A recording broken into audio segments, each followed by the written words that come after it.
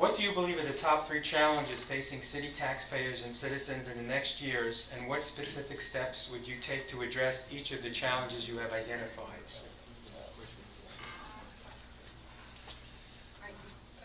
First of all, we certainly have a challenge to do more with less. One of the biggest challenges we have is public safety is mighty expensive. We spend over $8 million for public safety, and I think that's an important expenditure for our city, because that feeling of feeling safe is important to all of us. But we need to ask ourselves, can we continue to do this without working closely with the county on our public safety? There are ways we can do this. One would like to take over the South End fire station. It would save the county $500,000. They would be able to invest in their system that needs some work. They recently had a study. The fire and EMT service in the county needs to be upgraded. That's a way we can save money for the citizens of Fernandina in that regard. I believe in the future we'll be able to also work with the Sheriff's Department, and we'll be able to work more efficiently as far as our police service. I'm not ready to give up those important functions for our city, because we as a city do a wonderful job in that area, in my opinion. So that is something we need to focus on. The other thing we need, well, I'll just go through quickly. We certainly need to focus on our pensions again and wages, make sure we get those under control. And the third big challenge I think we have is always trying to look at what we do and decide if these are important functions to focus on for the city of Fernandina Beach. Okay. Mr. Corbett, I won't leave you out this time. What do you believe are the top 3 challenges facing city taxpayers and citizens in the next years, and what specific steps would you take to address each of the challenges you have identified? I'll show this again. First of all, we need to balance the budget, people. I mean, the budget, as you can see right here, I'll hold it up again. It's been more expenditures than in revenue in the last 3 years. We need to balance the budget. We also, I think, need to, as far as instead of all these wants, like the kayak, the things, the ballpark, things at Evo Alvarez Field, those are wants. Those aren't needs. We need to take those out of the budget. That'll help balance it. And the last thing, of course, is why are we borrowing $6 million for the F2? I mean, at this particular time, we don't need that. I mean, that's not helping out everybody in the city, just a certain area. I mean, we also have Rainier and Rock 10.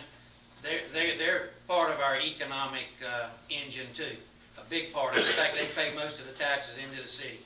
So anyway, that would be the things that I would do. Okay. Mr. Childers, what do you believe are the top 3 challenges facing the city taxpayers and citizens in the next few years, and what specific steps would you take to address each of the challenges you have identified? First of all, one of the major challenges we've got is the upcoming comprehensive plan. It has been to the state, it's coming back to us for first and second reading. In that comprehensive plan are requirements for archaeological surveys and protections. There is language in there that talks about creating a right-of-way inventory of properties within the city for intermodal transportation. I believe that that's setting the stage for public taking in some areas. These kinds of restrictions are not going to be business friendly. There's a requirement in the comp plan that says that all plans coming before the city will meet sustainability requirements by the end of December 2013. I'm all for protecting the environment. These technologies are not affordable yet, and if we are ahead of the curve, we're going to damage ourselves in the long run, because people will invest other places that they don't have those kinds of requirements. I'd like to keep up with technology in that area, not get ahead of it. Public safety and consolidation talks, I think, will show the benefits of island-wide governance. So I'd like to pursue annexation strategies over the next year to support that. Pensions have to be addressed, and I've heard a lot of talk about balancing budgets and cutting this and things of that nature, but there's only really two ways to do that in government. That's either cutting services, which I'm reluctant to do, or raise revenues, and we've done that. That was the heavy lifting. I don't anticipate a tax increase for at least 5 years because of the work that the current commission has done. Thank you. Okay. Ms. Pelican, what do you believe are the top 3 challenges facing the city taxpayers and citizens in the next few years, and what specific steps would you take to address the challenges that you have identified? I think there aren't 3 challenges. I think we have one challenge, and I hate to say it, but it's the economy. And what we've been doing here is again, the chart points to the expenditures have increased, the revenues have decreased. That's the simplest way I can put it. We're spending more than we're bringing in. You can't keep going back to the taxpayers as cash cows. Because face it, we're all on a limited income. We're all doing more with a lot less. I would balance the budget, absolutely. I would make cuts where I could. And when I say make cuts, right now construction on the island is at 1980s levels. Back in the 1980s, there were 3 employees in the planning department.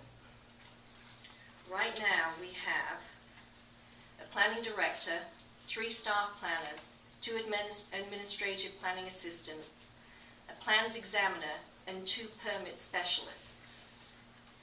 That's operating at a 233% increase, and yet we're operating at 1980s levels. There are so many areas within the city that we can make serious cuts without compromising public safety. Public safety is job number 1, but we need to start making some serious decisions. And it's not going to please everybody. We can't please everybody, but we as taxpayers cannot be expected to keep bailing out the city. Okay. Mr. Elwell, do you believe what do you think are the top 3 challenges facing the city's taxpayers and citizens in the upcoming years, and what specific steps would you take to address each of these challenges? The biggest challenge that we have, and it really encompasses all 3 challenges, is managing the revenue and the expenditures in the city. The budget is balanced. It always, as state law. What I refer to when I'm talking about the operating income is in the general fund, and that is the $15-16 million that this commission deals with on a daily basis, and the entire city hall. When you're bringing in you're budgeting for $14.6 million of revenue, and you're budgeting for $16.3 million of expenditures in the general fund, the gap has to be filled. I want to bring my 37 years of business and people management to the table. We need to streamline the departments. We need to look at every nook and cranny in this whole business.